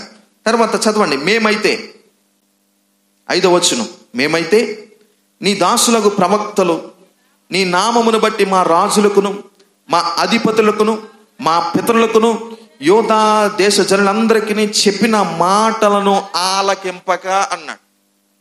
ఇది అవిధేయత. అవిధేయతను ఏం చేస్తున్నాడు? ఆయన ఒప్పుకుంటున్నాడు. ఆలకించలేదు అంటే ఏమిటి చెప్పండి? ఒప్పుకుంటున్నాడు. పాపాన్ని ఏం చేస్తున్నాడు? కప్పిపుచ్చట్లా, దాచిపెట్టట్లా, నీతిమంతులమని చెప్పుకోవట్లేదు. ఏం చేస్తున్నాడు చెప్పండి? ఒప్పుకుంటున్నాడు. మేము నీవు యాజకులు పంపించావు, ప్రవక్తలు పంపించావు, రాజులు పంపించావు, గనులైన వారిని పంపించావు, అనేక మాటలు మాకు తెలియజేశావు, అయినా మేము నీ మాటను ఏం చేయలేదు చెప్పండి? వినలేదు. ఒప్పుకుంటున్నాడు. ఆయన ఇంకా చాలా విషయాలు ఒప్పుకుంటూ 11వ వచనమునకు వచ్చేసరికి కొన్ని పదాలు మీరు జోడించాలి. నెహెమ్యా గ్రంథాన్ని కూడా మనం చదువుదాం. మరి క్లుప్తంగా ముగింపులోని తీసుకొని వెళ్ళిపోతూ ఉన్నాను. 11వ వచనం, ఇశ్రాయేలీలందరూ నీ ధర్మశాస్త్రమును అతిక్రమించి నీ మాట వెనుక తిరుగుబాటు చేసిరి అన్నాడు. ఇక్కడ ధర్మశాస్త్ర గ్రంథం యొక్క ప్రస్తావన చూపిస్తున్నాడు. ఇదే ప్రస్తావన నెహెమ్యా కూడా తెలియజేస్తాడు. 3వ విషయంలోకి వెళ్ళిపోదాం. ఈ లేఖనాన్ని అలాగే ఉంచండి. నెహెమ్యా గ్రంథంలోనికి రండి. ప్రార్థన చేసేటప్పుడు మొదటగా స్తుతి ఉండాలి. ప్రార్థన చేసేటప్పుడుగా రెండవదిగా పాపమును ఒప్పుకోవాలి. ప్రార్థన చేసేటప్పుడు మూడవదిగా ఏం చేయాలి అంటే దేవుని యొక్క వాగ్దానముల మీద విశ్వాసం ఉండాలి. ఏముండాలి చెప్పండి? ఎంతమంది నమ్ముతున్నారు మీరు ప్రార్థన చేసినప్పుడు దేవుడు చెయ్యగలడు? ఇప్పుడు పాట పాడండి అమ్మా, దేవుడు చెయ్యగలడు. ప్రార్థన కూడా ప్రార్థన చేసేటప్పుడు ఏం చేయాలి? మనము నమ్మాలి. ఎలా నమ్మాలి? దేవుడు ఏమైనా చెయ్యగలడు. దేవుని యొక్క వాగ్దానాలు ఎన్నైనా మన జీవితంలో జరుగుతాయి. ఇక్కడ మరి నెహెమ్యా కూడా ఏం చేస్తున్నాడు? దేవుని యొక్క వాగ్దానం మీద విశ్వాసం ఉంచుతున్నాడు. ప్రార్థన చేసే ప్రతి వ్యక్తి కూడా స్తుతించండి, పాపాన్ని ఒప్పుకోండి, దేవుని యొక్క వాగ్దానాలు నమ్మండి. ఈ 3 అంశాలు ఉండాలండి. ఈ రాత్రి నేను చెప్తున్నాను, మీరు ఎప్పుడు ప్రార్థన చేయండి, మీరు ఎక్కడికి వెళ్ళి ప్రార్థన చేయండి, సమయం ఏదైనా సందర్భం ఏదైనా మీరు దేని కొరకు ప్రార్థన చేసినా ఈ 3 ఉండాలి మీ ప్రార్థనలో. ఒకటేంటి చెప్పండి? స్తుతి ఉండాలి. రెండేంటి చెప్పండి? పాపాన్ని ఒప్పుకోవాలి. మూడేంటి చెప్పండి? దేవుని యొక్క వాగ్దానముల మీద విశ్వాసం ఉండాలి. దేవుడు ఏమైనా చేయగలరు. నిజంగా ఈ వచనాన్ని మనము చదువుకుంటే 7 నుండి 9 వచనాలు చివరిగా నేను ముగిస్తా ఉన్నాను. 7 నుండి 9 వచనాలు చదవండి ఒకసారి. నీ ఎదుట బహు అసహ్యముగా ప్రవర్తించితిమి. నీ సేవకుడైన మోషే చేత నీవు నిర్ణయించిన ఆజ్ఞలైనను. ఇందాక దానియేలు గారు ఏమన్నారు? మోషే చేత ఇవ్వబడిన ధర్మశాస్త్రము. ఈయన ప్రార్థన కూడా ఏం చేస్తున్నాడు చెప్పండి? మోషే చేత ఇవ్వబడినటువంటి ఆజ్ఞలైనను కట్టడలైనను విధులనైనను మేము గై కొనకపోతిమి. మేము గై కొనలేదు. ఈ 70 సంవత్సరాల బానిసత్వం లేకపోతే ప్రాకారములు కూలిపోవడానికి కారణం, యెరూషలేములో ఉన్న మందిరం పడగొట్టబడ్డానికి కారణం ఏంటి చెప్పండి? దేవుడా? కాదు. వీళ్ళు చాలా క్లియర్గా చెప్పేశారు. మందిరం కూలిపోవడానికి, గుమ్మములు కాల్చబడ్డానికి, ప్రాకారాలు కూలిపోవడానికి మోషే ద్వారా నీవిచ్చిన ఆజ్ఞలు మేము గైకొనలేదు. కారణాన్ని చెప్తున్నాడు. అయితే మరి దేవుని వాగ్దానాన్ని ఎలా నమ్మాడు? దేవుని వాగ్దానముల మీద ఎలా విశ్వాసం ఉంచాడు అంటే ఆ కింద వచనాన్ని మనం చదివితే 8వ వచనములో, నీ సేవకుడైన మోషేతో నీవు సెలవిచ్చిన మాటను జ్ఞాపకము తెచ్చుకొనుము. అదేదనగా మీరు అపరాధము చేసిన ఎడల జనముల్లోనికి మిమ్మును చెదరగొట్టుదును అన్నాడు. ముందుగానే దేవుడు చెప్పాడు ధర్మశాస్త్ర గ్రంథంలో, మీరు అపరాధము చేస్తే నేను మిమ్మల్ని చెదరగొడతాను అన్నాడు. తర్వాత అయితే మీరు నా వైపు తిరిగి నా ఆజ్ఞలను అనుసరించి నడిచిన ఎడల భూదిగాంతముల వరకు మీరు త్రోలివేయబడినను అక్కడ నుండి సహా మిమ్మును సమకూర్చి నా నామమును ఉంచుటకు నేను ఏర్పరచుకున్న స్థలమునకు మిమ్మును రప్పించదనని నీవు సెలవిచ్చితివి కదా అన్నాడు. ఇప్పుడు దేవుని కృపను ఎలా జ్ఞాపకం చేసుకోవాలి? మేము అవిధేయులమే, మేము నీ కృపను పోగొట్టుకున్న వారమే. కానీ నీవు ఏం చేసావు? వాగ్దానం చేశావు. ఏ వాగ్దానం చేశావు? అవిధేయతను బట్టి నీవు మమ్మల్ని శత్రువులకు అప్పగిస్తావు. అయితే నీవు మోషే ద్వారా మాట్లాడిన వాక్యం ఏమిటి? అవిధేయతను మేము తెలుసుకొని పాపాన్ని విడిచిపెట్టి నీ వైపు తిరిగి మేము ప్రార్థన చేస్తే ఎలాంటి స్థలంలో ఉన్నా యెహోషువపాతు చుట్టూ శత్రువులు చుట్టేశారంట. ఆహాబుతో దేనికి వెళ్ళాడు చెప్పండి? 1000 మంది యుద్ధానికి వెళ్ళాడు. 1000 మంది దేనికి వెళ్ళకూడదు చెప్పండి? మనము శత్రువులతో యుద్ధానికి వెళ్ళకూడదు. ఆహాబుతో 1000 మంది యుద్ధానికి వెళ్ళాడంట. శత్రువులు ఆహాబు అనుకొని యెహోషువపాతు చుట్టూ చుట్టేశారంట. రౌండ్ ఆఫ్ చేసేశారు. మధ్యలో యెహోషువపాతు ఉండిపోయాడు. ఇప్పుడు యెహోషువపాతు అంటున్నాడు కదా, అయ్యా నేను పాపము చేశాను, నన్ను నీవు విడిపించమని ప్రార్థన చేశాడంట. దేవుడు విడిపించాడు. ఇక్కడ మీరు ఆలోచించాలి. అదే విషయాన్ని నెహెమ్యా తెలియజేస్తున్నాడు. నువ్వు చెప్పావు కదా నాయన. ఈ 2 రిఫరెన్స్లు కూడా మీరు రాసుకోండి. ఈ 2 రిఫరెన్స్లు కూడా దేవుడు వారిని అప్పగిస్తానన్న రిఫరెన్స్ చూడండి. పరిశుద్ధ గ్రంథం మీరు తెరిచి లేవియాకాండం 26వ అధ్యాయం తర్వాత మీరు చదవండి. లేవియాకాండం 26వ అధ్యాయం 27వ వచనం నుండి 42వ వచనం వరకు కూడా వారి అవిధేయత చూపిస్తే దేవుడు శత్రువులకు అప్పగిస్తానన్నాడు. వారు 26వ అధ్యాయము లేవియాకాండము 27వ వచనం నుండి 42వ వచనం వరకు తర్వాత మరలా వారు ఒప్పుకుంటే, దేవుని వైపు తిరిగితే దేవుడు వారికి కృపను చూపిస్తా అన్నాడు. ద్వితీయోపదేశకాండం 30వ అధ్యాయము 1 నుండి 3 వచనాలు. ద్వితీయోపదేశకాండం 30వ అధ్యాయము 1 నుండి 3 వచనాలు. దేవుడు కృప చూపిస్తానన్నాడు. ఇదే విషయాన్ని నెహెమ్యా తెలియజేస్తున్నాడు. ఎవరు తెలియజేస్తున్నాడు చెప్పండి? నెహెమ్యా తెలియజేస్తున్నాడు. తర్వాత ముగింపు వాక్యముగా హెబ్రీయులకు రాసినటువంటి పత్రిక 11వ అధ్యాయము 6వ వచనం. గతంలో మనం నేర్చుకున్నాం, దేవునికి విశ్వాసం లేకుండా దేవునికి ఇష్టలైనట అసాధ్యము. దేవుని ఎదుటకు వచ్చేవారు ఏం చేయాలి అంటే దేవుడు ఉన్నాడు అని నమ్మాలంట. ఏం చేయాలి చెప్పండి? దేవుడు ఉన్నాడు. ప్రార్థన చేసేవారు ఏమి నమ్మాలి? దేవుని యొక్క వాగ్దానాలు నమ్మాలి. దేవుడు చేస్తాడు. దేవుని ఎదుటకు వచ్చేవారు, హెబ్రీయులకు రాసిన పత్రిక 11వ అధ్యాయం 6వ వచనంలో అంటాడు కదా, దేవుని ఎదుటకు వచ్చేవారు దేవుడు ఉన్నాడని నమ్మాలి, దేవుడు ఫలము దయచేయగలడని నమ్మాలంట. ప్రార్థన చేసేవారు కూడా ఏం నమ్మాలి చెప్పండి? దేవుడు ఫలం దయచేయగలడు, ఏదైనా చేయగలడు. మీరు ఎన్ని చేతులు పైకెత్తి చెప్పండి ఒకసారి.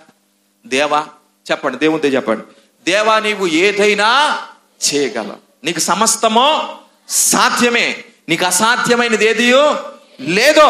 దేవుడు ఏదైనా చేయగలడు. నెహెమ్యా నమ్మాడండి ఇది. తిరిగి దేవుడు పాడైపోయిన కోట గోడలను ఏం చేయగలడో కట్టించగలడు. పాడైపోయిన ప్రాకారాలని దేవుడు ఏం చేయగలడో కట్టించగలడు. తర్వాత 2వ అధ్యాయాన్ని వచ్చే దినాల్లో నేను ప్రారంభిస్తాను. నెహెమ్యా యొక్క ప్రార్థనలో 3 అంశాలు చెప్పగలరా మరొకసారి? అమ్మా, నెహెమ్యా ప్రార్థనలో 3 అంశాలు చెప్పండి. మొదటిది స్తుతి ఉండాలి, రెండవది పాపమును ఒప్పుకోవాలి, మూడవది దేవుని యొక్క వాగ్దానముల మీద విశ్వాసం ఉండాలి. దేవుడు ఖచ్చితంగా చేయగలడు అని నమ్మాలి. ఈ 3 విషయాలు మన ప్రార్థనలో ఉంటే మనము ప్రార్థనా పరుల జాబితాలోకి వెళ్ళిపోతాం. దేవుడు మన ప్రార్థన వింటాడు, మనకు చెవి ఎగ్గి జవాబిస్తాడు. ప్రార్థన చేసుకుందాం. దేవుడు ఈ మాటలు మన అందరి వినికుల్లో దీవించి ఆశీర్వదించును గాక. ప్రార్థన చేద్దాం. దయచేసి ఒక్కరు మరి ప్రేరణ కలిగిన వారు వాక్య పరిచర్యలో నీవేమి నేర్చుకున్నావో, మరి దేవుడు నీతో మాట్లాడినటువంటి సంగతిని నీవు జ్ఞాపకం చేసుకొని ఒక్కరు ప్రార్థన చేయని క్లుప్తంగా. తర్వాత మరి దైవజనులు ప్రార్థన ఆశీర్వాదం ద్వారా ఈ కార్యక్రమాన్ని ముగిస్తారు. ప్రార్థనలో కొనసాగుదాం. ఒకసారి 2 చేతుల పైకి ప్రభుని స్తుతిందాం. పరిశుద్ధుడా, నమ్మకమైన యేసయ్య, కృపగలిగిన తండ్రి, నీకు స్తోత్రమయ్యా, స్తోత్రమయ్యా, స్తోత్రమయ్యా, స్తోత్రమయ్యా. నమ్మకమైన యేసయ్య నీకు వందనాలు. పరిశుద్ధుడా, మహాగణుడా, మహోన్నతుడా, సర్వాధికారి మీకు వందనాలు నాయన. రాత్రి ప్రభాని సన్నిధికి మేమందరం వచ్చేయడానికి సహాయం చేశారు అయ్యా. 3 ప్రాముఖ్యమైన సంగతులు మా ప్రార్థనలో మేము నాయన నీ ఎదుట విన్నవించాలని అయ్యా జ్ఞాపం చేసిన విధానాన్ని బట్టి మీకు వందనాలు అయ్యా. మా బ్రతుకుల్లో నెహెమ్యా వంటి ప్రార్థన, దానియేలు వంటి ప్రార్థన చేయడానికి సహాయం చేయండి ప్రభా. మా పాపమును ఒప్పుకోవాలి అయ్యా. మొదటిగా నేను స్తుతించి పొగిడి అయ్యా మా పాపమును ఒప్పుకొని మీరిచ్చే వాగ్దానం కొరకు నాయన అయ్యా కృప కొరకు ఎదురు చూడాలని 3 ప్రత్యేకమైన అయ్యా మాటల చేత మమ్మల్ని అందరినీ బలపరిచిన విధానానికి వందనాలు చెల్లిస్తున్నాను. నీ వాక్కులు ఎత్తిన నీ సేవకుని ప్రభా ఇంకా బలపరచండి. నీ ఆత్మశక్తితో నింపి ప్రభా, ఇంకా జ్ఞానాన్ని ఇచ్చి ప్రభా అయ్యా మా సంఘ పరిచయని ఇంకా అభివృద్ధి పరచిన అనేకమైన సంగతులు మేము అందరం విని నేర్చుకోవడానికి సహాయం చేయమని ప్రార్థిస్తున్నాను.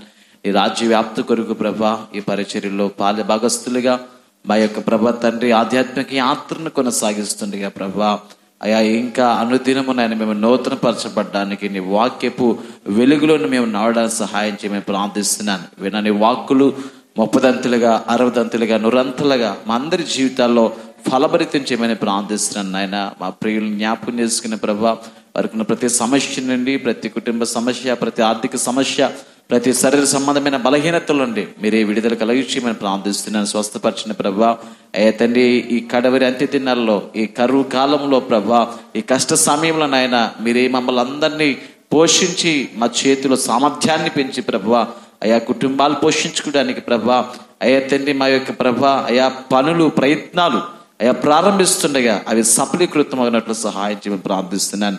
ఈ రాత్రి జరిగించిన ఈ ఆరాధనను బట్టి మీకే ప్రభా సమస్తమైన మహిమ ఆరోపిస్తూ రేపటి ఉదయకాల సమయంలో జరుగుతున్న ప్రభా అయా సండే స్కూల్ ఆరాధన, పునరుద్ధరణ ఆరాధన ప్రభా, మొదటి ఆరాధన, 2వ ఆరాధనలో ప్రభా అయా జయప్రదం చేయమని రేపటి వాతావరణాన్ని ఆధీనంలో ఉంచుకోండి. ప్రియ బిడ్డలందరి కుటుంబాలతో కలిసి నీ సన్నిధిలో ప్రభా కూడుకుని ప్రభునైనా ఆరాధించే కృప మా అందరికీ దయచేయమని, కేవలం మీరు మాత్రమే మహిమనందమని, మీకే సమస్తమైన మహిమ ఘనత ప్రభావాలు ఆరోపిస్తూ నజరేయుడైన యేసు నామములో ప్రార్థన అడిగి వేడుకొనుచున్నాము తండ్రి, ఆమేన్. యేసు రక్తమే చేయం, ప్రవేశ రక్తమే చేయం, ప్రవేశనాము సంపూర్ణ విజయం, అపవాది క్రియలకు అనంత నాశనం కలుగును గాక, ఆమేన్. మన తండ్రి అయిన దేవుని ప్రేమ, కుమారుడైన యేసుక్రీస్తు వారి కృప, పరిశుద్ధాత్మ దేవుని యొక్క అన్యోన్య సహవాసం, సన్నిధి కూడిన మనకు సంఘమునకు సకల పరిశుద్ధులకు సదాకాలము తోడై నడిపించును గాక, ఆమేన్, ఆమేన్, ఆమేన్. అందరికీ వందనాలండి.